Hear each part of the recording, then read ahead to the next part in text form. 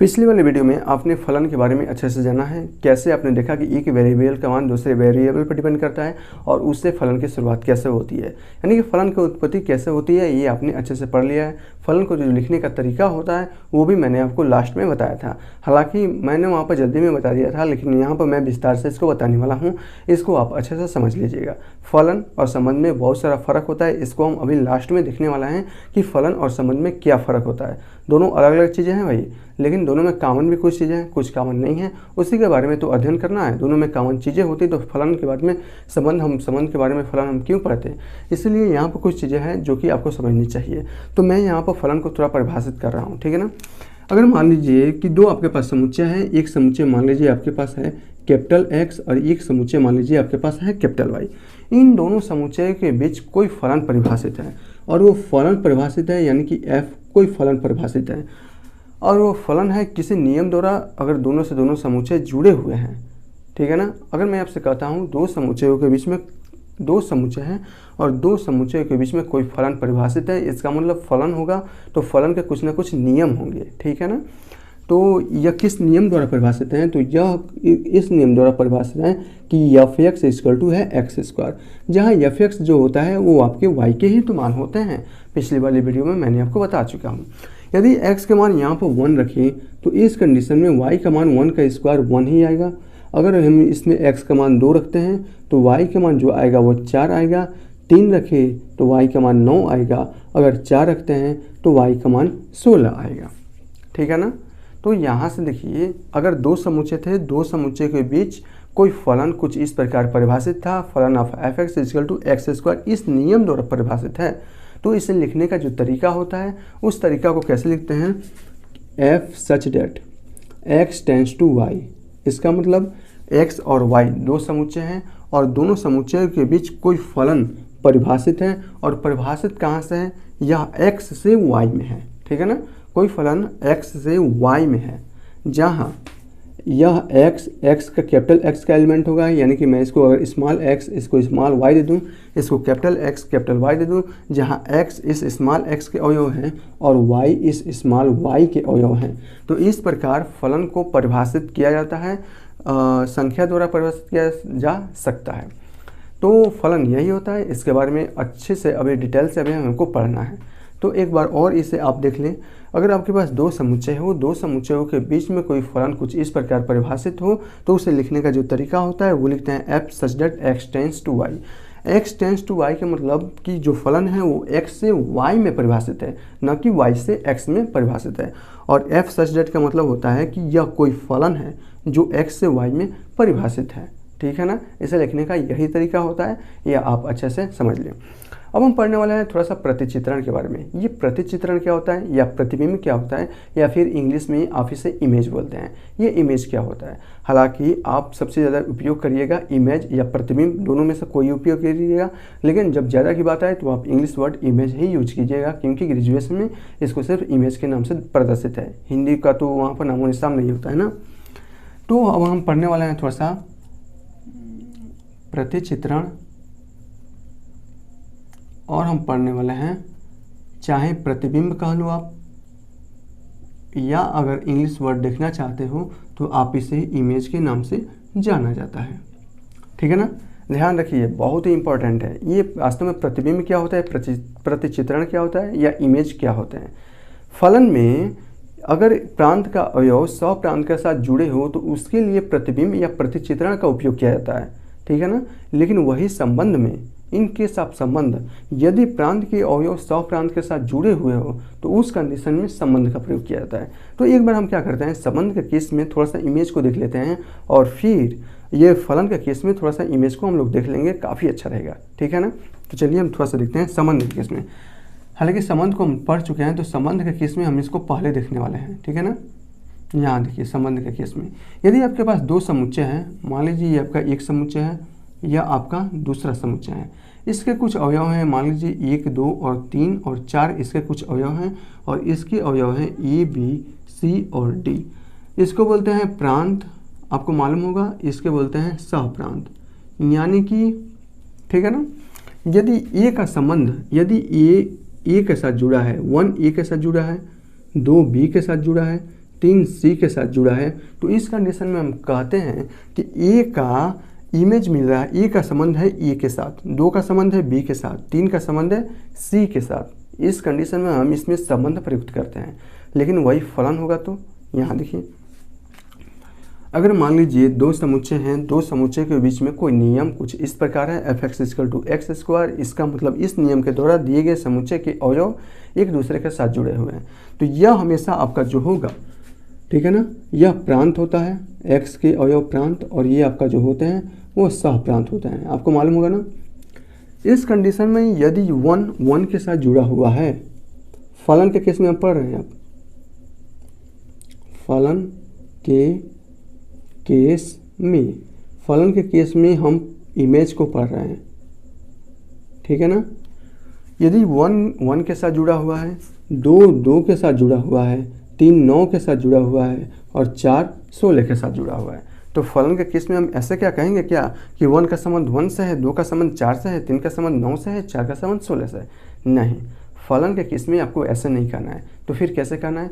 ऐसे कहना है 1 का इमेज मिल रहा है 1 से, 1 का इमेज है 1, 2 का इमेज 4, 3 का इमेज 9, 4 का इमेज 16। या तो आप इमेज प्रयुक्त कीजिए, अगर प्रतिबिंब यूज करना चाहते हैं तो आप इसे कर सकते हैं 1 का प्रतिबिंब है 1, 2 का प्रतिबिंब है 4, 3 का प्रतिबिंब है 9 और 4 का प्रतिबिंब है 16।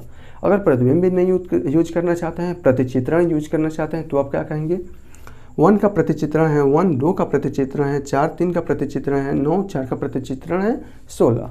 इस प्रकार आप इसे कर सकते हैं। या प्रांत के अवयव का प्रतिचित्रण सह प्रांत के अवयव से है, आप ऐसा भी कर सकते हैं।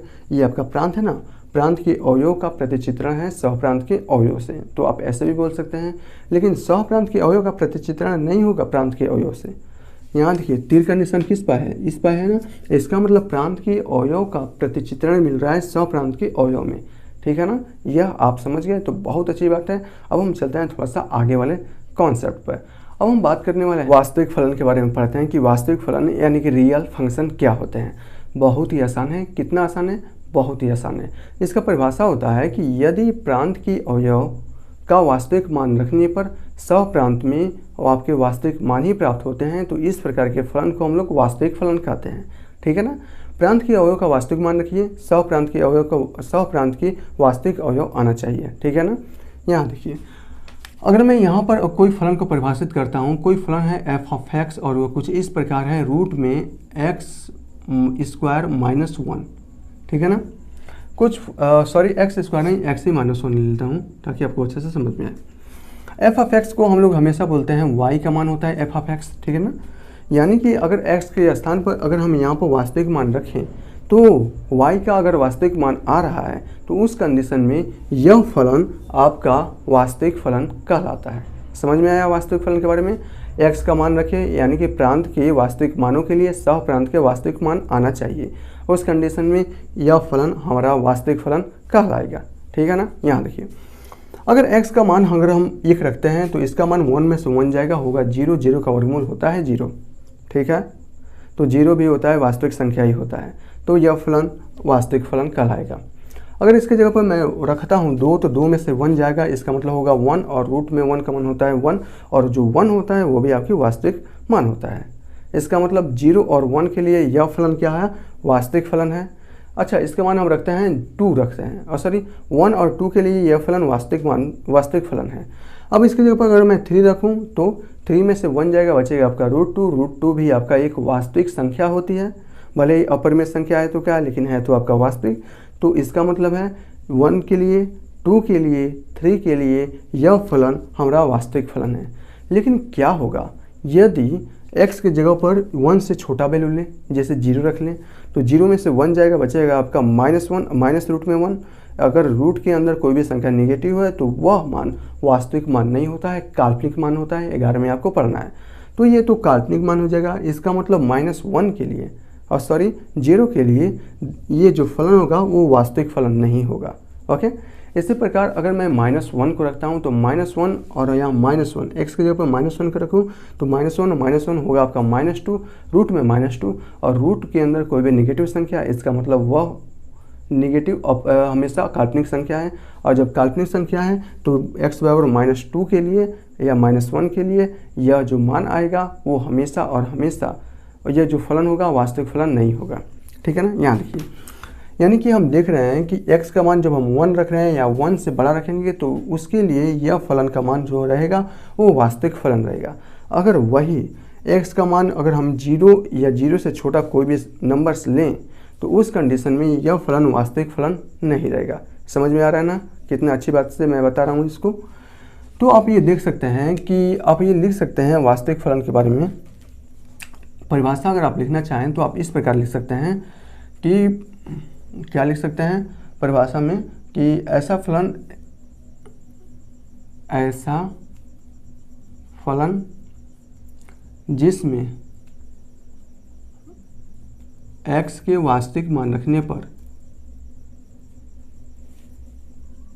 x के वास्तविक मान रखने पर फलन का मान यानी कि फलन या y जिसे हम लोग सहप्रांत कहते हैं, y या सहप्रांत के वास्तविक मान प्राप्त हो कि वास्तविक मान प्राप्त हो क्या कहलाता है, तब वह फलन वास्तविक फलन कहलाता है।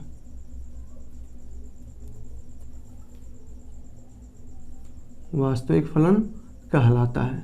इस प्रकार आप इसका परिभाषा भी दे सकते हैं। आप यहाँ देख सकते हैं कि x का मान अगर मैं यहाँ पर रखूँ 1 या 1 से बड़ा रखूँ तो उसके लिए यह फलन वास्तविक फलन होगा। अगर 1 से छोटा यानी कि 0 और 0 से छोटा रखूँ तो उस कंडीशन में यह फलन वास्तविक फलन नहीं कहलाएगा। ठीक है ना। यहाँ पर आप तो देख सकते हैं कि यहाँ x बिलोंग्स टू क्या, x का मान अगर मैं 1 रखता हूँ या 1 से बड़ा इन्फिनिटी तक रख दूँ तो उसके लिए फलन वास्तविक होगा, फलन वास्तविक होगा। ठीक है ना। बट यहाँ देखिए यदि x बिलोंग्स टू x का मान यदि मैं -इन्फिनिटी से लेकर 0 तक रख दूँ, ठीक है ना, इसका ये जो है ना अंतराल के बारे में मैंने आपको पढ़ा चुका हूँ, बता चुका हूँ, तो मैं यहाँ पर इसके बारे में डिस्कस नहीं करूँगा। अगर आप जानना चाहते हैं तो पुराना वाला वीडियो में है, आप देखकर वहाँ पर सीख लीजिए। वहाँ पर इस पर लिख दिया गया है, थंबनेल पे लिख दिया गया है अंतराल के बारे में। तो ये इसके लिए यह फलन काल्पनिक होगा, वास्तविक नहीं होगा भैया। ठीक है ना, काल्पनिक होगा या वास्तविक नहीं होगा। इस प्रकार वास्तविक फलन का परिभाषा आप अच्छे से याद कर सकते हैं। अब हम चलते हैं थोड़ा सा समान फलन के बारे में कि ये वास्तव में समान फलन होते क्या हैं। समान फलन या इक्वल फंक्शन आप इसे बोल सकते हैं, इक्वल फंक्शन। यहाँ देखिए जब भी आपको समान फलन दिया जाएगा तो हमेशा आपको एक समुच्चय दिया जाएगा और उसके बाद से 2 फलन दिए जाएंगे और उसे कहा जाएगा कि दिए गए समुच्चय के अवयव पर इस फलन का मान समान है या असमान है। तो उस कंडीशन में आपको चेक करके बताना पड़ेगा कि इसका मान समान है या नहीं है। कुछ कंडीशंस होते हैं समान फलन के, जैसे यहाँ पर एक समुच्चय दिया जाएगा। जैसे मैं यहाँ पर एक एग्जाम्पल के थ्रू लिख रहा हूँ, एक समुच्चय है जिसके अवयव है 1,2। ठीक है ना। एक फलन है f(x) जो इसका मान है x² + 2। एक फलन आपका दिया जाएगा और आपका एक फलन और g(x) मैं यहाँ पर लिख दे रहा हूँ, यह दिया जाएगा और इसका मान है 3x। ठीक है ना। तो आपसे कहा जाएगा कि इस समुच्चय पर इस फलन का मान समान है या नहीं है। समान फलन का मतलब होता है कि दोनों का जो मान आए वो बराबर है। f(x) का प्रांत g(x) के प्रांत के बराबर होना चाहिए इस अवयव पर। ठीक है ना, अवयव पर। और इस फलन का मान यानी कि पहले वाले सहप्रांत दूसरे वाले सहप्रांत के मान बराबर होना चाहिए इस अवयव पर। तो हम करके देखते हैं ना कि क्या इस समुच्चय पर दिए गए फलन का मान समान है या नहीं समान है। ठीक है ना। यहाँ देखिए अगर हम इसको एक दे रहे हैं, एक फलन फर्स्ट है या आपका फलन नंबर सेकेंड है। ठीक है ना। f(x) का मतलब होता है वास्तव में y, g(x) का मतलब होता है वास्तव में और y ही होता है। ठीक है ना। f(x) का लिखने का मतलब है कि जो हमारा फलन दिया गया है वो x के फॉर्म में है, इसीलिए x के फॉर्म वाले फंक्शन को हमेशा f(x) लिख दिया जाता है। यहाँ देखिए यदि y का मान 1 रखें, अगर x का मान 1 रखें या x का मान है या आपका y का मान है। यदि x का मान 1 रखते हैं तो y का मान 1 का स्क्वायर 1 और प्लस 2 कितना हो जाएगा 3 हो जाएगा। यदि x का मान यहाँ से 2 रखते हैं तो 2 का स्क्वायर हो जाएगा 4 और ये कितना हो जाएगा, और सॉरी 2x की जगह पर अगर हम 2 रखते हैं तो यहाँ देखिए 2 का स्क्वायर 4 और 2 6 हो जाएगा। यानी कि x का प्रांत ये y का सह प्रांत, ठीक है ना, ये आए, ये आपका x के अवयव है, यानी कि ये आपका प्रांत है पहले वाले फंक्शन का, और पहले वाले फंक्शन का ये सह प्रांत है। यानी कि दिए गए समुच्चय में आपका पहला जो फलन था उसके प्रांत 1 और 2 आए और उसके सह प्रांत 3 और 6 आए। इसका मतलब 1 का प्रतिचित्रण है 3 से और 2 का इमेज मिल रहा है 6 से, या 2 का प्रतिबिंब मिल रहा है 6 सह प्रांत के जो अवयव नंबर 6 है उससे। अब हम थोड़ा ये जो फलन नंबर दूसरा है उसको भी थोड़ा सा देखते हैं और दिए गए समुच्चय पर उसके भी अवयव को जांच करते हैं, ठीक है ना। यदि x की जगह पर मैं 1 रखता हूँ तो ये हो जाएगा x का मान, ये हो जाएगा y का मान। x की जगह पर अगर मैं 1 रखता हूँ तो इसका मान हो जाएगा 1। अगर x की जगह पर हमने कितना 1 रखा तो y की जगह पर कितना आएगा, 3 गुणा 1 बराबर हो जाएगा 3। यदि x की जगह पर मैं यहाँ पर 2 रखता हूँ तो उस कंडीशन में y का मान हो जाएगा 3 गुना 6, ठीक है ना। इसका मतलब ये दूसरे वाले फंक्शन का कंचिया प्रांत है और ये आपका दूसरे वाले फंक्शन का सह प्रांत है, ठीक है ना। यहाँ ध्यान देने योग्य बात है। इसका मतलब 1 का प्रतिबिंब मिल रहा है 3 से, 2 का प्रतिबिंब है 6, ठीक है ना। यहाँ देखिए समान फलन होने का कुछ कंडीशंस होते हैं जैसा मैंने आपको बताया है। क्या क्या कंडीशन है? पहला तो दोनों का जो प्रांत का, दोनों आपके जो फलन है दोनों का प्रांत समान होना चाहिए, 1 2 1 2, और दोनों का जो सह प्रांत है वो भी समान होना चाहिए, 3 6 3 6। इस प्रकार यदि प्रांत और सह प्रांत दोनों के एक दूसरे के बराबर हैं तो दोनों के दोनों ये जो फलन होंगे वह फलन हमेशा और हमेशा समान फलन होंगे। लेकिन क्या होगा, आप यहाँ देखिए 1 2 के साथ अगर मैं यहाँ पर, ये तो समझ गए ना, तो ये समझ गए तो ये तो समान फलन होगा, ठीक है ना। अगर मैं इसके साथ अगर 3 भी होता, ये मैं थोड़ा सा और बता रहा हूँ, 3 रहता तो यहाँ देखिए 3 त्रिका 9 और 2 11, यानी कि x के मान 3 पर y का मान क्या आता, 11 आता, तो 3 का प्रतिबिंब मिलता है 11 से, ठीक है ना। इस कंडीशन में देखिए जब x का मान अगर हम 3 रखें तो y का मान कितना आ जाएगा, 3 त्रिका 9, यानी कि 3 का प्रतिबिंब मिलेगा 9 से, ठीक है ना। अब क्या यह आपके समान फलन है, आप ये बताइए। यहाँ देखिए जो पहले वाला फलन का प्रांत था दूसरे वाला फलन का प्रांत था वो तो समान है, कोई बात नहीं, बहुत बढ़िया है, समान मिल गए। पहले वाला फलन का जो सह प्रांत है दूसरे वाले फलन का जो सह प्रांत है वो तो भिन्न भिन्न है। जब भिन्न भिन्न है तो अब ये फलन दिए गए समुच्चय पर समान फलन नहीं होंगे, यानी कि 1,2 पर तो ये तो समान फलन है, फलन ऑफ f(x = x² + 2) ये तो समान है और gx/3x एक दूसरे के समान है। लेकिन दिए गए जो भी समुच्चय था उसके अवयव 3 पर दिए गए फलन असमान है, है, ठीक है ना, फलन है। तो इस प्रकार आप इसे आसानी से समझ सकते हैं। तो आज हमने जो पढ़ा है वो था वास्तविक फलन, समान फलन, और इसके पहले भी हमने ये देखा है प्रतिचित्रण के बारे में, प्रतिबिंब के बारे में या इमेज के बारे में, संबंध के केस में कैसे होता है, फलन के केस में कैसे होता है। तो मुझे लगता है कि आपको यहाँ पर कोई परेशानी नहीं हुई होगी, तो अच्छे से आपने समझ लिए होंगे। अब हम चलते हैं थोड़ा सा इसके आगे हम लोग क्या पढ़ने वाले हैं। अब हम पढ़ने वाले हैं फलनों के प्रकार के बारे में पढ़ने वाले हैं कि फलन के कितने प्रकार होते हैं, उनका लेखा चित्र यानी कि निर्देशांक तल पर उनका लेखा चित्र कैसे बनाया जाता है, उसके बारे में पढ़ने के बाद से मुझे लगता है कि आपको बहुत अच्छे से इस पूरे चैप्टर का भूमिका और पूरे चैप्टर अच्छे से कंफर्म हो जाएगा कॉन्सेप्ट के माध्यम से। तो चलिए शुरू करते हैं। फ्रेंड, आज हम पढ़ने वाले हैं क्लास 11 के जो आपका फलन से संबंधित आगे का वीडियोज है वो आपका ये है। पिछले वाले वीडियो में हमने क्या पढ़ा है आपको याद होगा, तो हमने वहाँ पर फलन को पढ़ा था, फलन क्या होते हैं, फिर फलन में प्रतिचित्रण पढ़ा था, फिर प्रतिचित्रण के बाद से हमने समान फलन पढ़ा था, समान फलन के बाद हमने कुछ और फलन के बारे में पढ़ा था। आज जो हम पढ़ने वाले हैं वो है आपका फलन के प्रकार कितने होते हैं, फिर उन फलनों को निर्देशांक तल पर कैसे निरूपित किया जाता है, इसके बारे में हम अच्छे से पढ़ने वाले हैं। तो जो पहला फलन है वो है आपका तत्समक फलन, या फलन के प्रकार में भी आप लिख सकते हैं। जो फलन पहला फलन है वो है आपका तत्समक फलन, जिसे इंग्लिश में आइडेंटिटी फंक्शन के नाम से जाना जाता है। ये तत्समक फलन होता क्या है? यदि कोई फलन कुछ इस प्रकार परिभाषित है कि प्रांत की भिन्न भिन्न अवयवों पर सह प्रांत का मान भी समान होगा, इस प्रकार के अगर कोई फलन है तो उस फलन को हम लोग कहते हैं तत्समक फलन या आइडेंटिटी फलन। अब ये होते क्या है, इसमें क्या होना चाहिए कि प्रांत का अवयव सह प्रांत के अवयव के समान होना चाहिए, बराबर होना चाहिए। अगर कोई फलन इस प्रकार निरूपित है, परिभाषित है, तो उस फलन को हम लोग कहते हैं तत्समक फलन।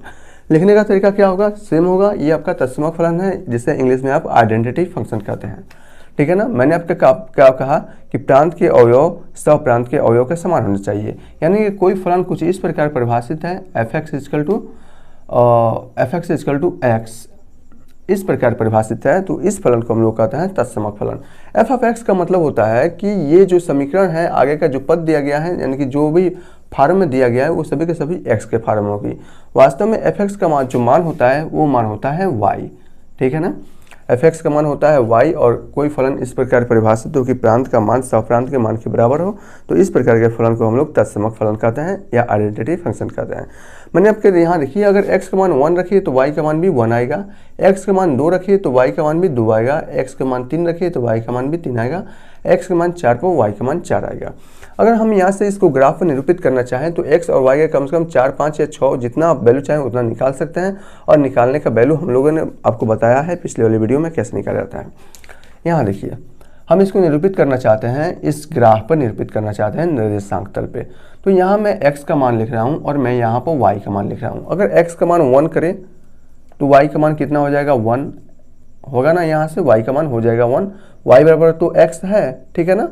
तो अगर x का मान मैं 2 करता हूँ तो y का मान हो जाएगा 2, x का मान 3 करता हूँ तो y का मान हो जाएगा 3, x का मान -1 करता हूँ, y का मान हो जाएगा -1, x का मान -2 करता हूँ, y का मान हो जाएगा -2, x का मान -3 करता हूँ तो y का मान हो जाएगा -3। इस प्रकार आप x और y यानी कि प्रांत और सह प्रांत के अनंत मान ज्ञात कर सकते हैं। बस हमें इसको निर्देशांक तल पर निरूपित करना है, इसलिए हम इतने मान से ही काम चला लेंगे। और हम इन बिंदुओं को, जो भी इसके प्रांत आया है, सह प्रांत आया है, इन बिंदुओं को निर्देशांक तल पर रखे देखते हैं कि इसका ग्राफ कैसे बनता है। कितना आसानी है ना। यहाँ देखिए, x पर 1 y पर 1, x पर 1 y पर 1 यानी कि कुछ ये बिंदु यहाँ बनेगा, x पर 2 y पर 2, x पर 2 y पर 2 यानी कि कुछ ये बिंदु यहाँ बनेगा, x पर 3 y पर 3, x पर 3 y पर 3 यानी कि ये बिंदु यहाँ बनेगा। अच्छा, ये बिंदु पता है ना कैसे यह आ रहा है। यहाँ देखिए 1,1 है ना, तो 1 को हम लोग क्या करेंगे, x अक्ष के साथ लंबवत डालेंगे, और फिर इस 1 को y के जो मान 1 है उसमें हम लोग क्या करेंगे, y के सापेक्ष हम लोग लंबवत डालेंगे, और दोनों के जो कटान बिंदु होगा उसी बिंदु का जो प्रतिच्छेद बिंदु होगा वो आपका 1,1 होगा। इसी प्रकार 2,2, 3,3 यही आएगा। अब यहाँ देखिए -1, x अक्ष पर -1, इसको हम लंबवत डालेंगे, y पर -1 यानी कि y अक्ष के अलग जब हम इसको लंबवत डालेंगे, दोनों का जो कटान बिंदु होगा वो आपका यहाँ आएगा। -2,2 यह आपका यहाँ आएगा, -3,3 और यह आपका ये 3,3 लगभग आपका यहाँ आएगा, ठीक है ना। इन सभी बिंदुओं को मिलाने से इस फलन यानी कि तत्समक फलन का आप ग्राफ प्राप्त कर पाएंगे। मैं इसको मिला रहा हूँ। यहाँ देखिए, मैं अगर इसको मिलाऊँ तो यह हमेशा और हमेशा मूल बिंदु से होकर पास करेगा, ठीक है ना। हमेशा ये नहीं मिला है ना, ये 3,3 है तो लगभग यह यहाँ मिलेगा, ठीक है ना। तो यह हमेशा और हमेशा मूल बिंदु से होकर पास करेगा, और मूल बिंदु के साथ यह हमेशा x अक्ष के साथ 45 डिग्री का कोण बनाएगा, ठीक है ना। हालांकि इस ग्राफ का कहीं भी आपका जो क्वेश्चंस हैं, प्रश्नावली के क्वेश्चंस हैं, उसमें कहीं काम आने वाली नहीं है, लेकिन ये आपका जानना बहुत ही ज़रूरी होता है कि तत्समक फलन का ग्राफ कैसे बनता है। यानी कि अगर आपको कहीं ये ग्राफ दिखे तो आप बता सकते हैं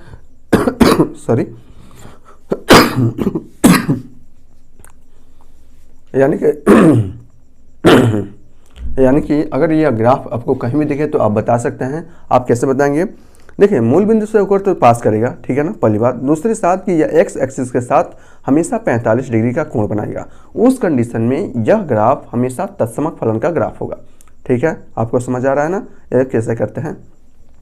तो एक बार और तत्समक फलन को आप अच्छे से समझ लीजिए। तत्समक फलन किसे कहते हैं, यदि प्रांत के अवयव सह प्रांत के अवयव के समान हो जाता है तो इस कंडीशन में जो आपका फलन है या जो फलन परिभाषित है उस फलन को हम लोग तत्समक फलन कहते हैं। या ऐसा फलन जिसके प्रांत के अवयव का मान सह प्रांत के अवयव के समान हो जाता है, इस प्रकार के फलन जो निरूपित किए जाते हैं उस फलन को हमेशा तत्समक फलन कहते हैं।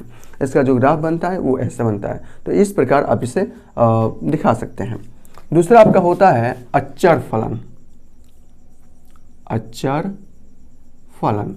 अचर को इंग्लिश में कांस्टेंट कहते हैं, फलन को फंक्शन कहते हैं, इसलिए इसको इंग्लिश में कॉन्सोनेंट, कांस्टेंट और फलन फंक्शन बोल सकते हैं। ये अचर फलन क्या है? फलन का नाम जिससे परिभाषित किया गया है, वास्तव में उस फलन का मान आगे वाले पद पर दे दिया गया है। यहाँ देखिए, तत्समक मतलब होता है आइडेंटिटी, आइडेंटिटी का मतलब होता है इकाई, यानी कि ऐसा फलन जो इकाई हो, यानी कि सहप्रांत और प्रांत का मान समान हो। यह आपका है अचर। अचर का मतलब होता है एक ऐसा फलन जिसमें प्रांत के भिन्न भिन्न अवयवों पर सहप्रांत का मान समान होना चाहिए, अचर होना चाहिए। इस प्रकार के फलन अगर परिभाषित है तो उस फलन को हम लोग कहते हैं कांस्टेंट, यानी कि अचर फलन कहते हैं। यहाँ देखिए, मैंने आपसे क्या कहा कि प्रांत के अलग अलग अवयवों पर, प्रांत के भिन्न भिन्न अवयवों पर सहप्रांत का मान कांस्टेंट रहना चाहिए। इसका मतलब अगर कोई फलन कुछ इस प्रकार परिभाषित है, F of X equal to, यहाँ दे देगा आपका 5, कोई भी कांस्टेंट वैल्यू यहाँ देगा, अचर पद यहाँ पर देगा।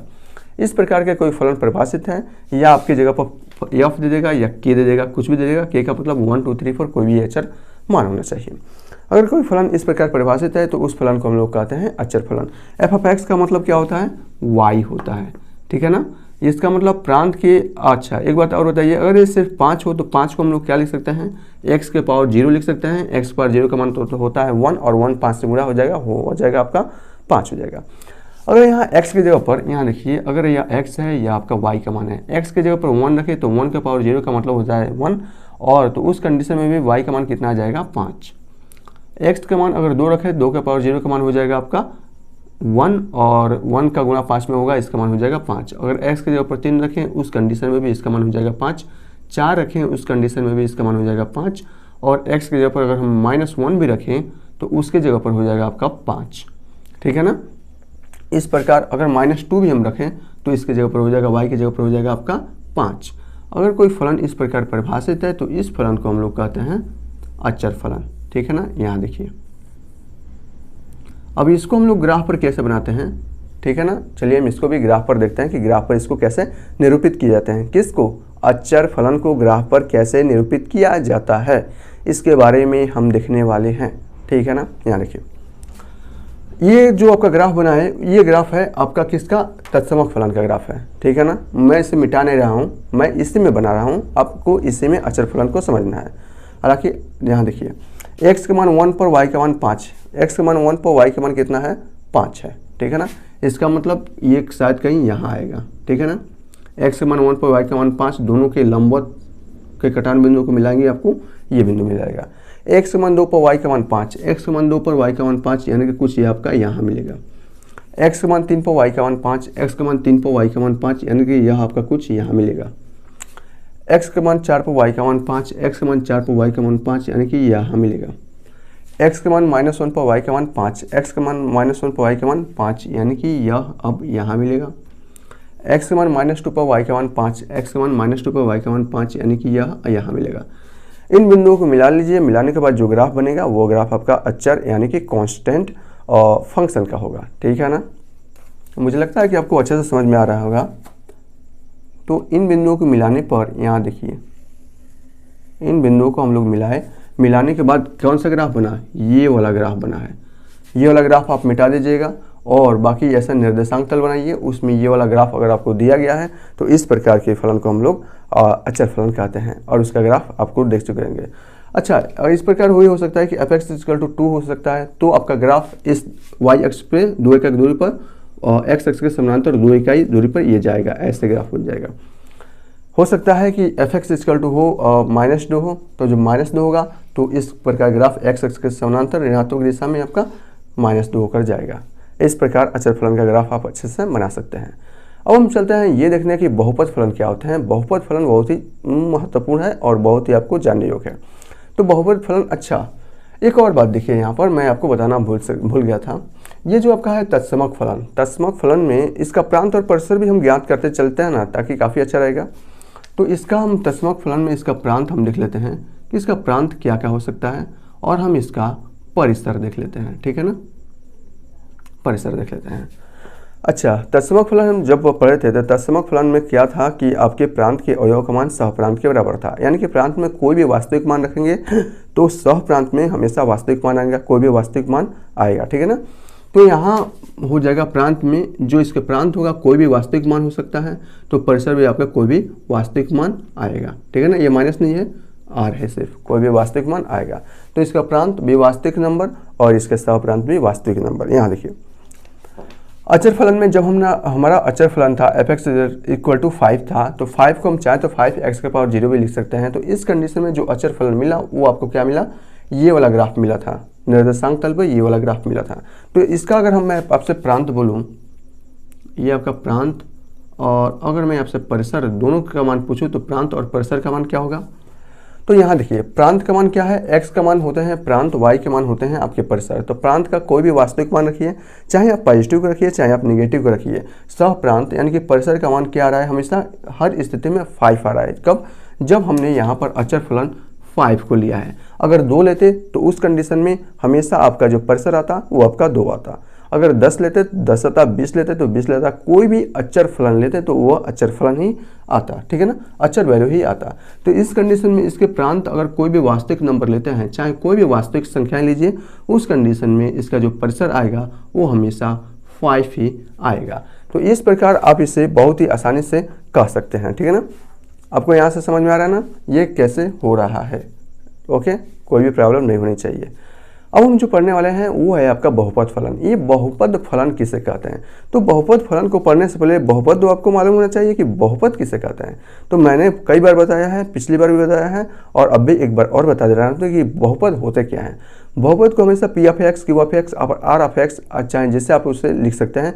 x का मतलब होता है कि जो बहुपद होगा वो x के फॉर्म में होगा, इसलिए p(x) का मतलब जो भी बहुपद है वो x के फॉर्म में है। तो यहाँ पर मतलब है कि x का जो भी पावर होता है वो हमेशा और हमेशा पूर्ण संख्या होती है, या तो 0 होगी, 1 2 3 4 5 6 7 8 होगी, 9 10 होगी, हमेशा पूर्ण संख्या होगी, परिमेय संख्या के फॉर्म में नहीं होती है, यानी कि भिन्न के फॉर्म में नहीं होती है। और जो x के जो गुणांक होते हैं वह गुणांक हमेशा और हमेशा वास्तविक संख्याएं हो सकते हैं। तो इस प्रकार के फलन जो होते हैं उसको हम लोग बहुपद कहते हैं, ठीक है ना। तो मैं कहाँ पर बताऊँ यार, इसको तो मिटाना पड़ेगा मुझे यार।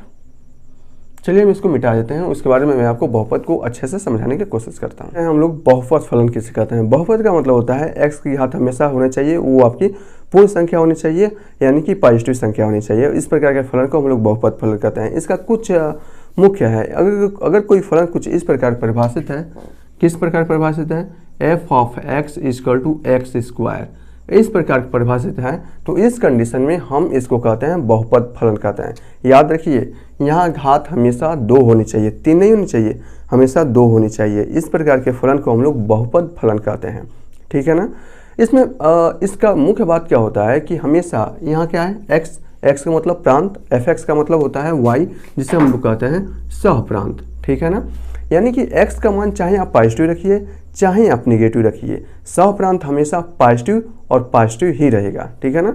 आपको यहाँ देखिए, यहाँ मैं x का मान रख रहा हूँ और यहाँ पर मैं y का मान रख रहा हूँ। अगर x का मान 1 रखूँ तो y का मान भी आ जाएगा 1, x का मान 2 रखूँ तो y का मान आ जाएगा आपका 4, अगर x का मान -2 रखता हूँ तो y का मान -2 का स्क्वायर तब भी आएगा आपका 4, अगर x का मान -3 रखूँ तो y का मान हो जाएगा 9, और x का मान अगर 3 रखूँ तो y का मान हो जाएगा +9। यानी कि निगेटिव और पॉजिटिव केस में भी आपका जो सहप्रांत यानी कि y का जो मान आएगा वह मान हमेशा और हमेशा पॉजिटिव आएगा।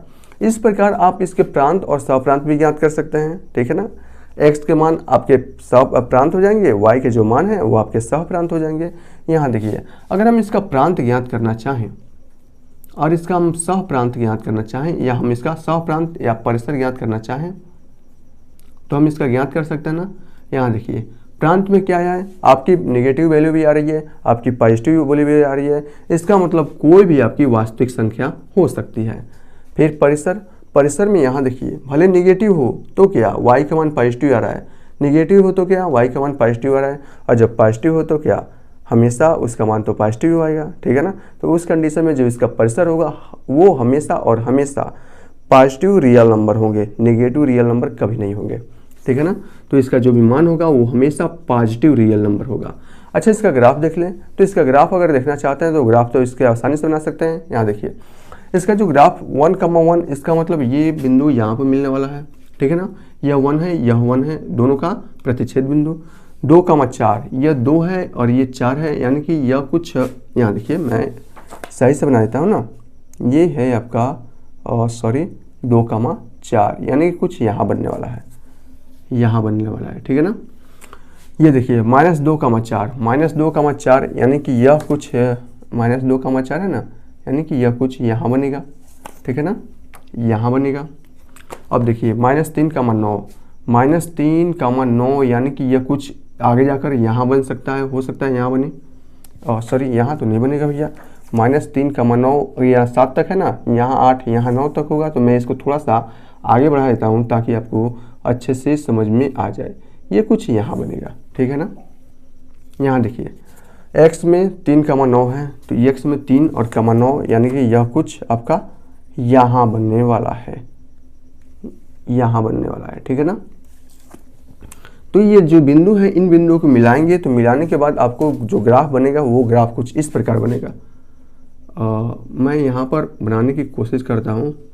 यह ग्राफ कुछ इस प्रकार बनेगा और यह ग्राफ कुछ इस प्रकार बनेगा, ठीक है ना। यहाँ पर थोड़ा सा टेढ़ हो गया है, लेकिन जो ग्राफ बनेगा वो हमेशा इस प्रकार परवलय y² बराबर 4x का जैसा ग्राफ बनता है ना, वैसे बनेगा। याद है ना, y² बराबर 4ax का ग्राफ कैसे बनता है, उसी प्रकार ये भी आपका ग्राफ बनने वाला है। तो इसके प्रांत भी आप देख लिया कि प्रांत कोई भी वास्तविक नंबर हो सकता है, लेकिन इसका सहप्रांत यानी कि जो परिसर होगा वो हमेशा और हमेशा पॉजिटिव रियल नंबर होगा, ठीक है ना। तो प्रांत हो गया, परिसर हो गया और बहुपद फलन हो गया। अब इसके बारे में हम देखना चाहते हैं परिमेय फलन किसे कहते हैं, क्योंकि परिमेय फलन बहुत ही इंपॉर्टेंट है, ठीक है ना। ये है आपका क्वेश्चन नंबर 5 और ये है आपका परिमेय फलन। परिमेय फलन जिसे इंग्लिश में आप रैशनल फंक्शन भी बोल सकते हैं, ठीक है ना। रैशनल फंक्शन भी बोल सकते हैं परिमेय फलन को आप। तो ये वास्तव में परिमेय फलन होते क्या हैं, ठीक है ना। अगर आपके पास दो फलन कुछ इस प्रकार के फॉर्म में है कि वो भिन्न के फॉर्म में है, ठीक है ना। परिमेय का मतलब क्या होता है, कोई भी संख्या परिमेय फॉर्म के है, इसका मतलब वो भिन्न के फॉर्म में है। अगर व्यंजक है, कोई भी बीजीय व्यंजक है, तो वो अगर भिन्न के फॉर्म में होता है तो कहते हैं कि यह हमारा परिमेय संख्या के फॉर्म में है। अच्छा, परिमेय संख्या में एक कंडीशन होता है कि आपको मालूम है, जो उसका हर होता है वो आपका 0 के बराबर नहीं होनी चाहिए। यानी कि कोई भी संख्या को अगर हम p/q चाहे e/b के रूप में लिख सकते हैं, उसको हम लोग कहते हैं परिमेय संख्या। लेकिन इसका एक कंडीशन होता है कि जिसको इसका हर होगा वो आपके 0 के फॉर्म में नहीं होगा।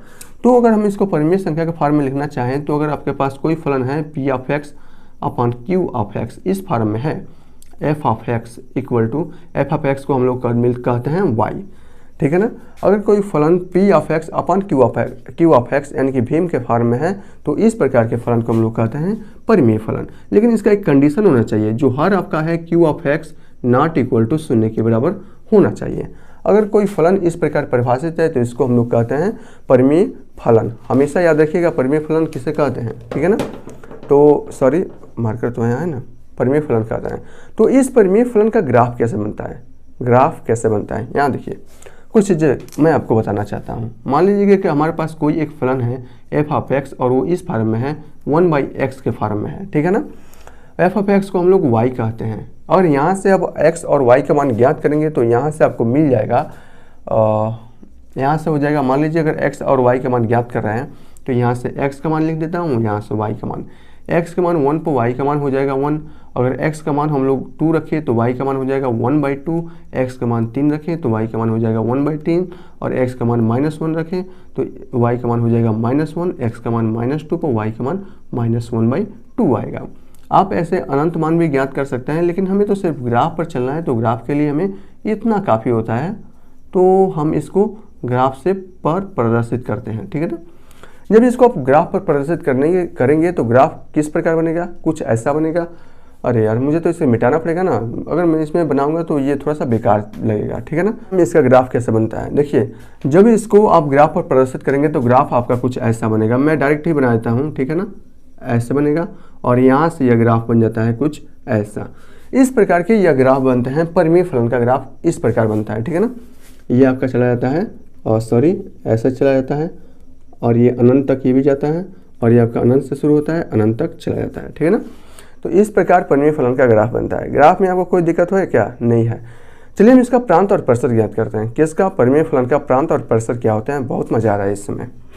यहाँ देखिए प्रांत और परिसर, ठीक है ना। यहाँ देखिए x का मान क्या होना चाहिए, अगर ये भिन्न के फॉर्म में है, अगर परिमेय संख्या के फॉर्म में है तो इस कंडीशन में x का मान शून्य नहीं होना चाहिए, ठीक है ना, बराबर ना। x है कि आपका प्रांत है, इसका मतलब प्रांत में आप शून्य को छोड़कर कोई भी वास्तविक संख्या ले सकते हैं। प्रांत में आप कोई भी वास्तविक नंबर ले सकते हैं, निगेटिव ले सकते हैं, चाहे पॉजिटिव ले सकते हैं, लेकिन शून्य नहीं ले सकते, क्योंकि शून्य लेने पर यह फलन परिभाषित नहीं अपरिभाषित हो जाएगा। तो शून्य को छोड़कर कोई भी वास्तविक संख्या ले सकते हैं। लेकिन परिसर में आपका कुछ भी हो सकता है, नेगेटिव भी संख्या हो सकती है, पॉजिटिव भी संख्या हो सकती है। तो इस प्रकार जो इसका परिसर होगा, कोई भी आप वास्तविक नंबर ले सकते हैं, चाहे आपका नेगेटिव हो चाहे आपका पॉजिटिव हो। तो इस प्रकार इसके प्रांत और परिसर को आप आसानी से ज्ञात कर सकते हैं। चलते हैं थोड़ा सा आगे और पढ़ते हैं हम लोग मापांक फलन। बहुत इंपॉर्टेंट है, बहुत ज़्यादा इंपॉर्टेंट है मापांक फलन, क्योंकि आगे जब आप 12 में जाएंगे तो 12 में बहुत ज़्यादा क्वेश्चंस इस पर है। तो मापांक फलन को आपको अच्छे से समझना है, उसका ग्राफ कैसे बनता है वो भी देखेंगे, और इसके बाद हम और भी फलन हैं उसके बारे में भी हम चर्चा करेंगे। चलिए फ्रेंड देखते हैं कि पांचवा आपका क्या है। यहाँ देखिए मापांक फलन, जिसे इंग्लिश में आप मॉडुलस फंक्शन भी कह सकते हैं। ये मापांक फलन क्या होते हैं? मापांक फलन का खासियत ये है कि आप प्रांत के चाहे आप नेगेटिव वैल्यू लो या पॉजिटिव वैल्यू लो, परिसर में हमेशा यानी कि सह प्रांत में हमेशा पॉजिटिव नंबर ही आते हैं। जैसा बहुपद फलन में होता है ना, उसी प्रकार मापांक फलन में भी होता है। तो मापांक फलन को अच्छे से समझिए क्या है कि मापांक फलन ऐसा फलन है जिसमें प्रांत की नेगेटिव वैल्यू या पॉजिटिव वैल्यू होने पर सह प्रांत में हमेशा पॉजिटिव नंबर भी आते हैं। इस प्रकार के फलन को हम लोग मापांक फलन कहते हैं। तो इसका जो फलन होता है, अगर कोई फलन कुछ इस प्रकार परिभाषित है f of x equal to mod of x, तो इस प्रकार के फलन को हम लोग कहते हैं मापांक फलन। f ऑफ x का मतलब होता है आपका y का मान होता है, ठीक है ना। यानी कि अगर कोई फलन इस प्रकार परिभाषित है, किस प्रकार f(x) equal to mod of x, तो इस प्रकार के फलन को हम लोग मापांक फलन कहते हैं। यहाँ देखिए x के यहाँ पर दो मान निकलते के आते हैं, ठीक है ना। यहाँ देखिए f of x equal to, यहाँ से x के दो मान निकल के आते हैं, ठीक है ना। अच्छा, ये मॉड का जो फार्मूला है, वास्तव में ये मॉड का फार्मूला बहुत ही अच्छा है।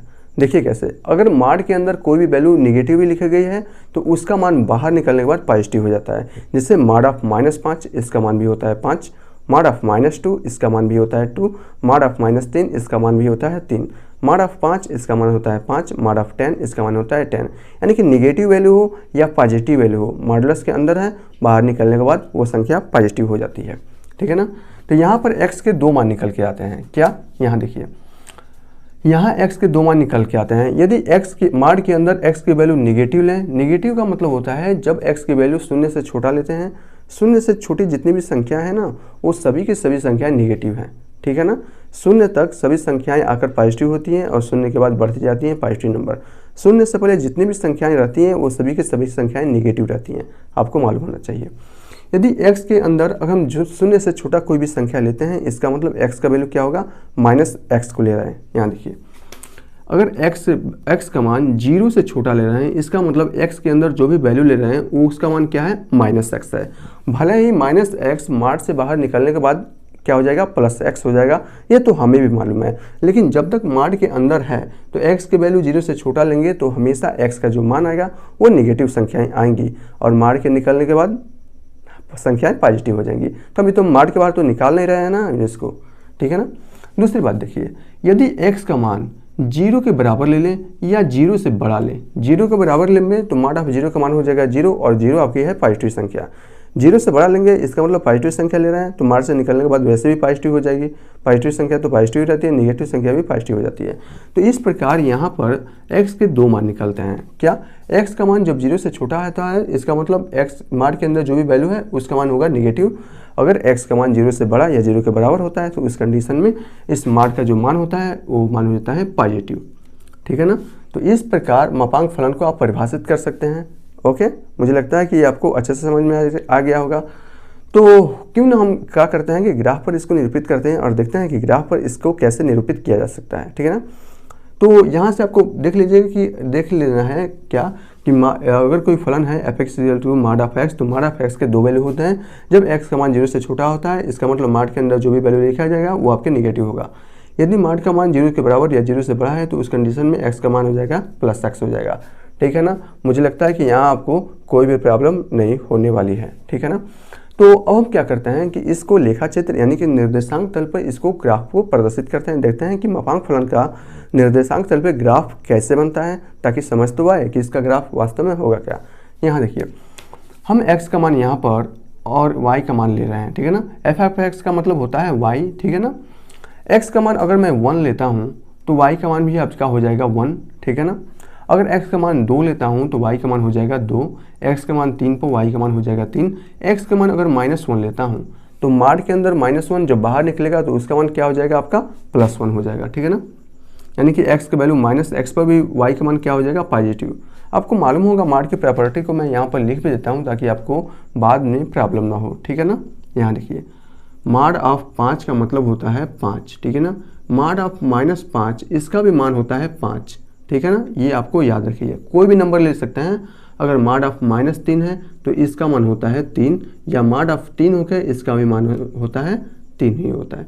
तो हमेशा याद रखना है कि माड के अंदर चाहे नेगेटिव संख्या हो चाहे पॉजिटिव संख्या हो, बाहर निकलने के बाद वो संख्या हमेशा पॉजिटिव रहती है। ठीक है ना, तो यहाँ से हमने कितना मान निकाला, x का मान -1 पर y का मान क्या हो जाएगा, 1 हो जाएगा। अगर x का जगह पर -2 ले तो इस कंडीशन में भी y का मान कितना हो जाएगा, 2 हो जाएगा। इस प्रकार x और y के मान हम ज्ञात कर सकते हैं। जब इस x और y का मान हम लोगों ने ज्ञात कर लिया तो क्यों ना इस मानों को हम लोग निर्देशांक तल पे प्रदर्शित करें। देखते हैं कि निर्देशांक तल पे इसका मान होता क्या है। यहाँ देखिए, x का मान 1 पर y का मान 1, x का मान 1 पर y का मान 1 यानी कि कुछ यहाँ मिलेगा। x का मान 2 पर y का मान 2, x का मान 2 पर y का मान 2 यानी कि कुछ यहाँ मिलेगा। x का मान 3 पर y का मान 3 है, x का मान 3 पर y का मान 3 यानी कि ये यहाँ मिलेगा। ठीक है ना, अब यहाँ मैं इसको अंदाजे कर दिया हूँ। आपको ग्राफ पेपर पर ये सभी को बनाना है। ग्राफ पेपर पर सभी के लाइन वहाँ पर खींची रहती है, तो वहाँ आपको प्रॉब्लम नहीं होगा। लाइन को तुरंत मिलाकर दोनों का कटान बिंदु x एक्सिस के अलंग x एक्सिस के लंबवत, y एक्सिस के अलंग y एक्सिस के लंबवत मिलाएंगे तो x और y को जो कटान बिंदु होगा वही इसका प्रतिच्छेद बिंदु होगा। ठीक है ना, यहाँ देखिए, x के जगह -1 पर y का मान है -1 है, x के जगह -1 पर y का मान 1 यानी कि ये यहाँ मिलने वाला है, सॉरी यहाँ मिलेगा। ठीक है ना, यहाँ देखिए, -2 पर कितना है, 2, -2 पर कितना है, 2 यानी कि यह यहाँ मिलेगा। ठीक है ना, इस प्रकार जब इसके आप कहाँ गया इंचल, यहाँ है। इस प्रकार इसके बिंदुओं को जब आप मिलाएंगे तो इसके बिंदु कुछ इस प्रकार मिलेंगे। ठीक है ना, यहाँ देखिए, कुछ इस प्रकार मिलेंगे और इसको मिलाने पर इसके बिंदु कुछ यहाँ से जाएंगे। ठीक है ना, इस प्रकार के अगर ग्राफ आपके पास है तो यह ग्राफ जो होता है वो मापांक फलन का होता है, मापांक फलन का होता है। तो ग्राफ भी आप इससे देख सकते हैं कैसे है, और आप इसको भी देख सकते हैं। अच्छा, मापांक फलन का प्रांत और परिसर भी आप ज्ञात कर सकते हैं। चलिए हम इसको भी ज्ञात करते हैं। तो प्रांत हम ये ज्ञात करते हैं और परिसर ज्ञात करते हैं, किसका, मापांक फलन का। ठीक है ना, यहाँ देखिए, प्रांत में कोई भी आप नेगेटिव संख्या ले सकते हैं, पॉजिटिव संख्या ले सकते हैं, यहाँ पर कोई रोकथाम नहीं है। यानी कि कोई भी रियल नंबर आप ले सकते हैं, कोई भी वास्तविक संख्या आप ले सकते हैं। लेकिन यहाँ देखिए, जो इसके सह प्रांत में आएगा, यानी कि जो भी y की वैल्यू है वे सभी के सभी पॉजिटिव है। नेगेटिव वैल्यू पर भी y का मान पॉजिटिव है, पॉजिटिव वैल्यू पर भी y का मान पॉजिटिव है। यानी कि हमेशा इसमें पॉजिटिव रियल नंबर आएंगे, हमेशा धनात्मक वास्तविक संख्याएं आएंगी। इसके सह प्रांत क्या होगा, कोई भी धनात्मक संख्या आएगी लेकिन उस सभी के सभी पॉजिटिव होनी चाहिए। इस प्रकार आप इसके मापांक फलन का ग्राफ कैसे बनाया जाता है ये भी आप देख लिए, इसका ग्राफ कैसे होता है ये भी देख लिए, इसका प्रांत और परिसर भी देख लिए। ठीक है ना, अच्छा, ग्राफ देखने का मतलब क्या है कि इस ग्राफ पर अगर आपको पास ये न दिया जाए कि ये किस फलन का ग्राफ है तो आप बता भी सकते हैं कि यह आपका मापांक फलन का ग्राफ है ना। बहुत ही मज़ेदार। इसमें कुछ है क्या, कुछ नहीं है यार, बस थोड़ा सा दिमाग लगाओगे, 1 या 2 बार वीडियो देख लोगे ना, उसके बाद से सब क्लियर हो जाएगा और कहोगे यार यही है क्या, ससुरा में है कुछ नहीं है। तो काहे हम इतना डरते हैं, इसलिए डरते हैं ताकि आपको कॉन्सेप्ट कहीं पर मिलता नहीं है। और मैं यहाँ पर पूरी कॉन्सेप्ट के द्वारा इन क्वेश्चंस को करा रहा हूँ। हालांकि ये सभी के सभी तो अभी हम फलन के प्रकार में पढ़ रहे हैं, क्वेश्चन में भी जब अप्लाई करेंगे तो आप कहेंगे वाह सच में यार मज़ा आ गया। जब मैं आपको परिमेय संख्याओं के बारे में प्रांत और परिसर को पढ़ाऊंगा तो हमेशा परिमेय संख्याओं में जो नीचे अंश हर होता है ना, हर का मान 0 नहीं होना चाहिए। हम वहाँ पर देखेंगे प्रांत और परिसर में जब हम ज्ञात करेंगे परिमेय संख्याओं का प्रांत और परिसर, तो हम वहाँ पर ये भी फाइंड आउट करेंगे कि देखिए कितनी आसानी से हम इसका मान ज्ञात कर सकते हैं। ठीक है ना, अभी हम चलते हैं, 1-2 और बचा हुआ है। अब हम चलते हैं देखने चिन्ह फलन, जिसे आप सिग्नम फंक्शन कहते हैं। चिन्ह फलन, और एक और देखते हैं आपका वो भी मापांक, ये हो गया ना, मापांक फलन हो गया। तो एक चिन्ह फलन देख लेते हैं और उसके बाद से एक और फलन है, उस फलन को भी देखने के बाद क्वेश्चंस को करने वाले हैं। तो चलिए फ्रेंड्स शुरू करते हैं सिग्नम फंक्शन, जिसे हिंदी में आप लोग चिन्ह फलन कहते हैं। ये वास्तव में क्या होता है, यहाँ देखिए बहुत आसान है। ये भी, इसका भी दो मान होते हैं, जैसे आपका मापांक फलन के दो मान हो रहे थे ना, इसके भी दो ही मान होते हैं। क्या दो मान होते हैं, आइए यहाँ पर देखते हैं। दो नहीं, तीन मान हो सकता है ना। चिन्ह फलन जिसे इंग्लिश में हम लोग सिग्नम फंक्शन कहते हैं। अगर कोई फलन कुछ इस प्रकार परिभाषित है, F of X equal to mod of X, यहाँ देखिए mod of X upon X, और एफ ऑफ एक्स का मतलब होता है आपके वाई के मान। अगर कोई फलन इस प्रकार परिभाषित है कि mod of X upon x, जो भी यहाँ ऊपर होगा एक्स है ना, वही अपान नीचे भी होना चाहिए। परिमेय फॉर्म में तो होना चाहिए, लेकिन ऊपर भी वही संख्या होनी चाहिए जो कि आपके नीचे संख्या होनी चाहिए। इस प्रकार के फलन को हम लोग कहते हैं चिन्ह फलन कहते हैं। परिमेय फलन में भी यही होता है आपका, लेकिन परिमेय में क्या हो सकता है कि ऊपर आपके कुछ हो सकता है, नीचे आपके कुछ हो सकते हैं, यानी कि अंश और हर अलग अलग हो सकते हैं। लेकिन चिन्ह फलन में ऐसा नहीं होता है। चिन्ह फलन में होता है कि दोनों के जो मान होंगे, एक्स के जो मान होंगे वही आपके ऊपर और नीचे होना चाहिए। फर्क बस इतना है कि जो भी ऊपर होता है वो आपके मॉडुलस यानी कि मॉड में लगा होता है, मापांक में लगा होता है, ठीक है ना। इस और एक्स आपके नीचे रहता है। इसके भी तीन मान होते हैं। इन तीनों मानों को हम भी ये भी देख लेते हैं, ठीक है ना। इसके तीन मान क्या होते हैं, y बराबर एफ ऑफ एक्स है ना, इसके भी तीन मान होते हैं। क्या मान होते हैं, यहाँ देखिए, यदि x का मान, यहाँ देखिए यह है आपका मॉड ऑफ x है, x का मान 0 से छोटा होगा तो मॉड ऑफ x, तो इसका मतलब क्या होगा, यहाँ देखिए अगर x का मान 0 से छोटा होगा, इसका मतलब मॉड के अंदर जो भी वैल्यू है उसका मान क्या होगा, नेगेटिव होंगे ना। इसका मतलब x का मान क्या होगा, -x होगा। पहली बात आपको समझ में आया ना। जब x का मान 0 से बड़ा या 0 के बराबर होगा, 0 हो तो भी इसका मान पॉजिटिव आएगा, 0 से बड़ा हो उस कंडीशन में भी मॉड के अंदर जो भी वैल्यू है उसका मान पॉजिटिव आता है, पता है ना। मॉड के अंदर अगर कोई वैल्यू नेगेटिव है तो मॉड के बाहर आने के बाद वो संख्या पॉजिटिव होती है। लेकिन हम बाहर आने के बाद की बात नहीं कर रहे हैं, हम बात कर रहे हैं यहाँ पर जब x का मान 0 से छोटा है, इसका मतलब मॉड के अंदर रखी गई वस्तु हमेशा ऋणात्मक संख्या होगी। और जब x का मान क्या होगा, 0 से बड़ा होगा, उस कंडीशन में x का मान जो होगा वो पॉजिटिव होगा। और एक और होता है ना, जब x का मान 0 के बराबर हो जाएगा, 0 के बराबर हो जाएगा, इस कंडीशन में 0 अपान समथिंग कुछ भी रखोगे, इसका मान क्या हो जाएगा, 0 ही होगा, ठीक है ना।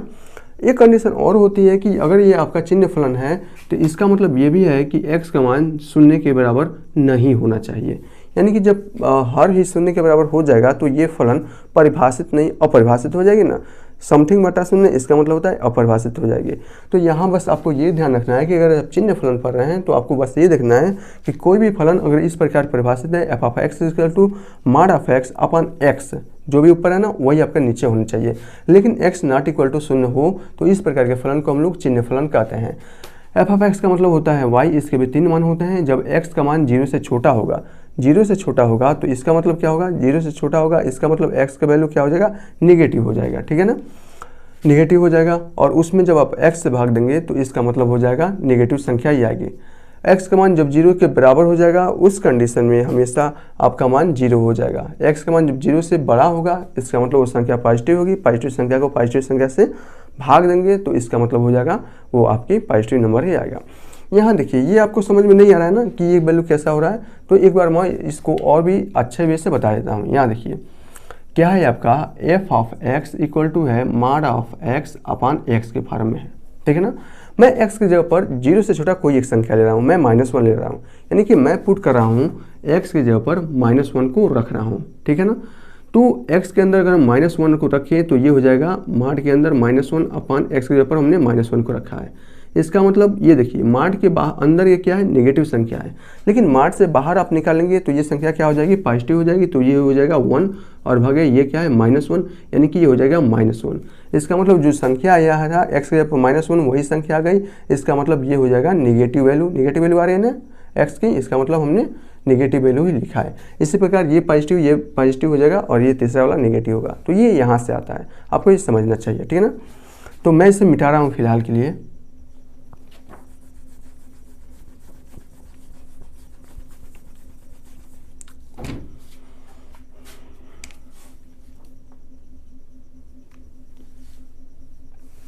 ठीक है ना।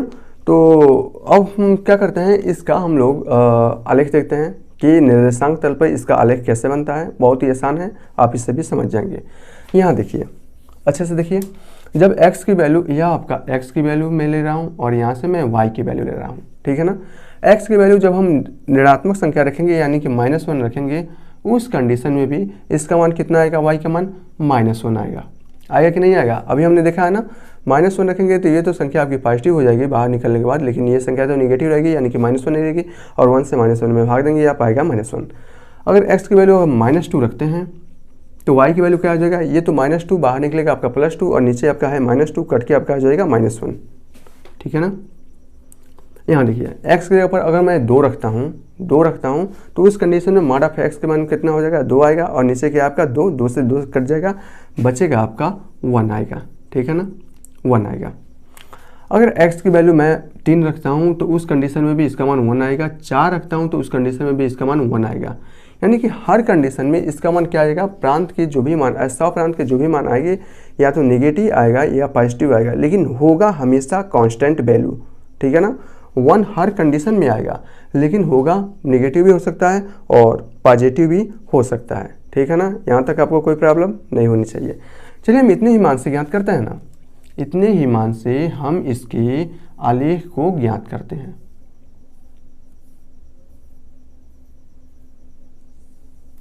यहाँ देखिए, x की वैल्यू -1 है तो y की वैल्यू -1, x की वैल्यू -1 है, y की वैल्यू -1 यानी कि ये वाला वैल्यू आया है, ठीक है ना। x की वैल्यू -2 पर y की वैल्यू -1, x के 2 पर -2 पर y की वैल्यू -1 है कि यहाँ से आ जाएगा। इसी प्रकार ये यहाँ आएगा, इसी प्रकार ये यहाँ आएगा, यहाँ आएगा, और वैल्यू आप नेगेटिव वाली संख्या लेंगे ना तो ये सही संख्या आएगी, और ये यहाँ से ये वाला आएगा, ठीक है ना। और यहाँ देखिए, पॉजिटिव वाला में देख लीजिए, x की वैल्यू 2 पर y का मान 1, x की वैल्यू 2 पर y का मान 1 यानी कि ये वाला आएगा। इसी प्रकार ये वाला आएगा, ये आएगा, ये आएगा, ये आएगा, ठीक है ना। अब इसको क्या करते हैं, हम लोग मिलाते हैं। तो मिलाने से देखिए क्या प्राप्त हो रहा है। यहाँ देखिए, मैं इसको मिला रहा हूँ और अच्छे से मिला रहा हूँ, मिला दिया। यहाँ देखिए, इसको भी मैं मिला रहा हूँ और बढ़िया से मिला रहा हूँ, और सॉरी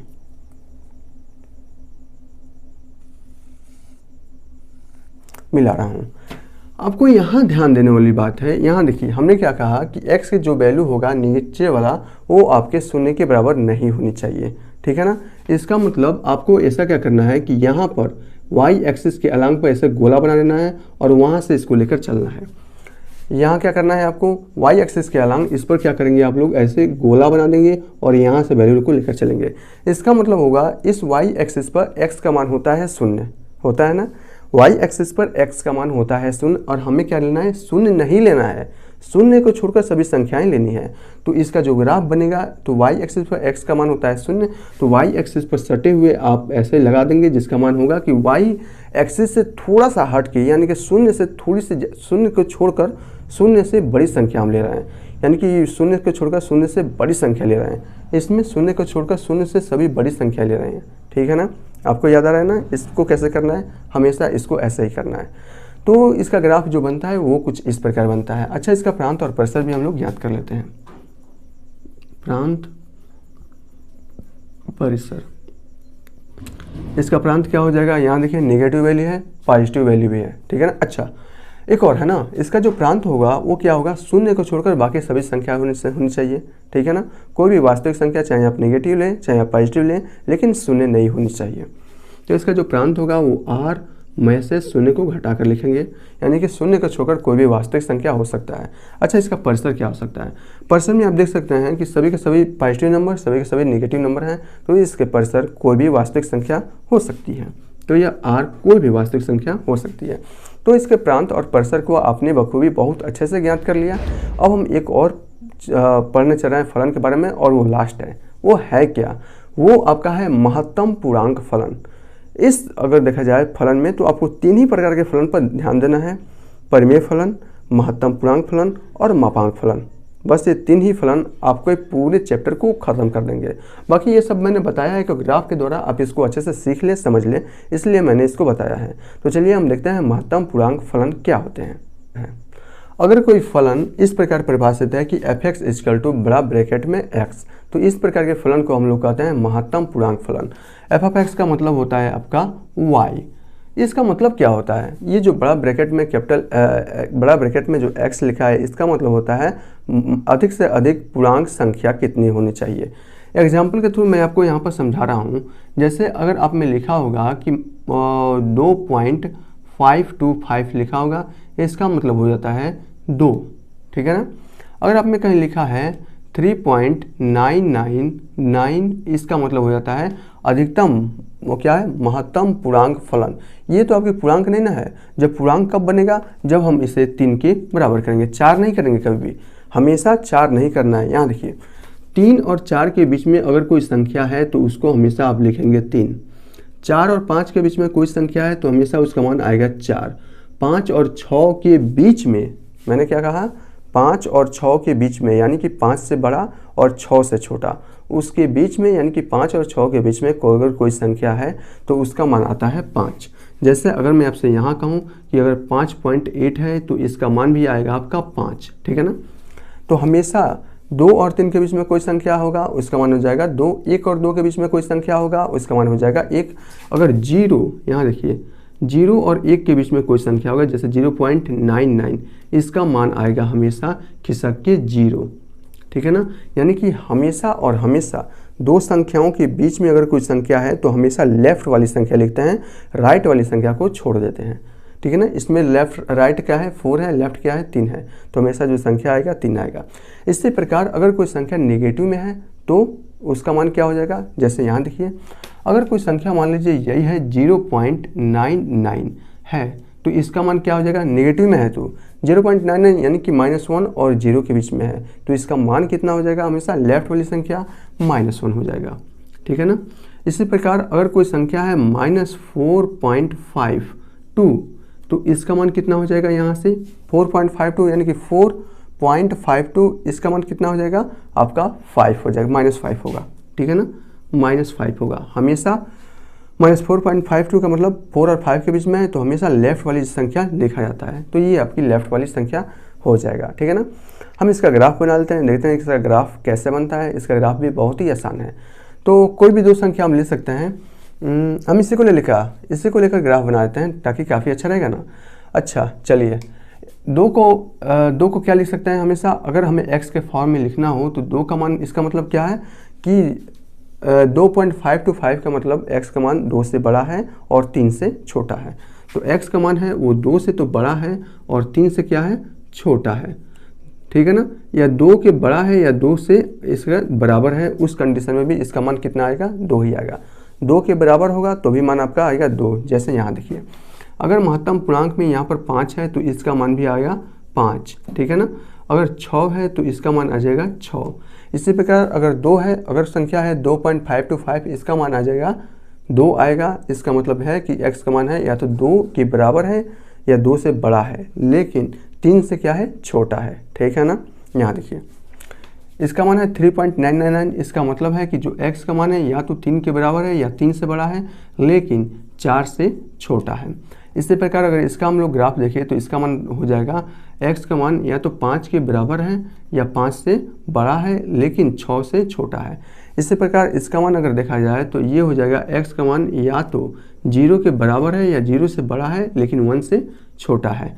अगर ये नेगेटिव वैल्यू को आप देखना चाहें तो इसका मतलब क्या हो जाएगा कि जो x का मान है वो हमेशा और हमेशा -1 से बड़ा है। इसका मतलब -0.99, इसका मतलब ये इसके बीच में है, अतः इसका मान या तो 0 से -1 से बड़ा है या -1 के बराबर है या 0 से छोटा है, ठीक है ना।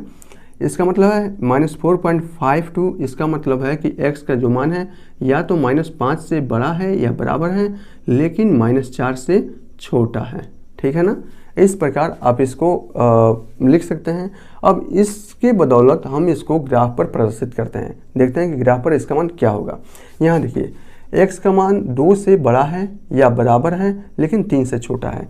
अगर 2 से बड़ा है और 3 से छोटा है, देखिए इसके पहले वाले में हमने क्या पढ़ा था, जो चिन्ह फलन पढ़े थे उसका हम लोगों ने प्रॉपर्टी पढ़ा था। अगर कोई संख्या नहीं होती है तो हमें क्या लगाना देना है, उसके मुंह पर हमको गोला लगा देना होता है, ठीक है ना। यहाँ देखिए x का मान 2 से बड़ा है या 2 के बराबर है, यानी कि शुरू तो होगा 2 ही से, यह 2 से तो शुरू होगा, लेकिन कहाँ 3 से छोटा है, तो 3 पर लाकर हम इसे ऐसे मुंह पर बना देंगे ऐसे, ठीक है ना, चाबी का निशान। यहाँ देखिए x का मान 3 से बड़ा है या 3 के बराबर है लेकिन 4 से छोटा है। शुरू कहाँ से हो रहा है, 3 के बराबर है ना, तो शुरू होगा आपका 3 से, यहाँ से शुरू होगा, और 4 से क्या है, छोटा है, यानी कि 4 पर लाकर ऐसे मुंह इसको बना देंगे।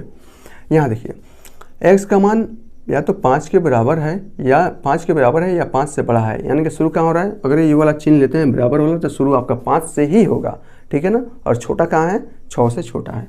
तो 5 से शुरू होगा, यानी कि यहाँ से शुरू होगा, 5 से शुरू होगा, और ये छोटा किससे है, 6 से है, यानी कि इस पर आप इसको बना सकते हैं, ठीक है ना। 5 से एकदम शुरू होगा, यानी कि इसका मान 5 तो है लेकिन 6 से छोटा है। तो आप इसे बहुत ही ईजी वे से ऐसे बना सकते हैं। अच्छा, इसको देखिए ना, x का मान 0 से बड़ा है या 0 के बराबर है लेकिन 1 से छोटा है, ठीक है ना। तो x का मान किसके 0, यानी कि यहाँ से शुरू होगा, यहाँ से शुरू होगा, यहाँ से शुरू होगा, और 1 से छोटा है ना सॉरी, x का मान 0 से बड़ा है या बराबर है, तो 0 से बड़ा है तो बड़ा है, और बराबर का केस लेंगे तो 0 से शुरू करेंगे और 1 पर लाकर ऐसे चाबी वाला गुच्छा बना देंगे, ठीक है ना। निगेटिव वाला भी थोड़ा सा कर लेते हैं ना। यहाँ देखिए x का मान या तो -1 से बड़ा है या -1 के बराबर है, तो -1 से शुरू कीजिए, और किससे छोटा है, और कहाँ गया, 0 से छोटा है, यानी कि 0 से छोटा है, यानी कि इसको ऐसे बनाएंगे, ठीक है ना, ऐसे बनाएंगे। यहाँ देखिए -5 को देखिए, इसको x का मान -5 से बड़ा है या बराबर है, तो बराबर वाला किस लेते हैं ना, तो x का मान इससे बड़ा है, ठीक है ना, यहाँ से शुरू होंगे और कहाँ तक है, -4 से छोटा है, तो -4 से छोटा है, यानी कि ये वाला हम इसको बनाएंगे। इस प्रकार इसके ग्राफ को हम बहुत इजी वे से बना सकते हैं, और भी आप मान लेंगे तो और भी आपके ग्राफ बन जाएंगे। तो ये ग्राफ बनाने में आपको कोई भी प्रॉब्लम नहीं होगी। अब हम सीधे यहीं पे आपके सारे के सारे फलन यहीं पे आपके क्या होते हैं, ख़त्म होते हैं, फलन के प्रकार यहीं पर ख़त्म होते हैं। हालांकि इसके और भी प्रकार हैं, लेकिन और प्रकार को हमें नहीं पढ़ना है, सिर्फ इतना ही पढ़ना है, इतने से आपके सारे सिलेबस कंप्लीट हो जाते हैं। तो इस प्रकार आप इसको अच्छे से समझिए। अगर नहीं समझ में आ रहा है तो फिर आपको कमेंट करके पूछिए कहाँ आपको प्रॉब्लम हो रहा है। वीडियो की क्वालिटी थोड़ी सी ख़राब हो सकती है, लेकिन कॉन्सेप्ट के मामले में आप थोड़ा सा भी पीछे नहीं रहेंगे। वीडियो को अगर थोड़ा सा आपको 360 या 720 पेज पर देखना पे आपको देखना है। इसमें फ़ायदा क्या होगा कि जितने कॉन्सेप्ट के द्वारा मैं यहाँ पे बता रहा हूँ, कोचिंग में भी आपको इतने कॉन्सेप्ट के द्वारा नहीं बताया जाएगा, ठीक है ना। इसलिए आपको वीडियो को अच्छे से देखना है, लाइक और सब्सक्राइब भी करना है। हालांकि मैं कहता नहीं हूँ करने के लिए, आपको मन करेगा तो कीजिएगा, नहीं मन करेगा तो मत कीजिएगा। लेकिन हाँ, कॉन्सेप्ट के मामला में मैं फिर से कर रहा हूँ, कोई भी आपको टक्कर नहीं दे पाएगा। बहुत ही अच्छे वे से हम इसे करने वाले हैं। तो फलन के सभी प्रकार यहीं पर ख़त्म होते हैं। ग्राफ द्वारा सभी फलनों को हमने समझा है। अब हम सीधे इसके क्वेश्चंस को चलेंगे। तब तक के लिए बहुत बहुत धन्यवाद।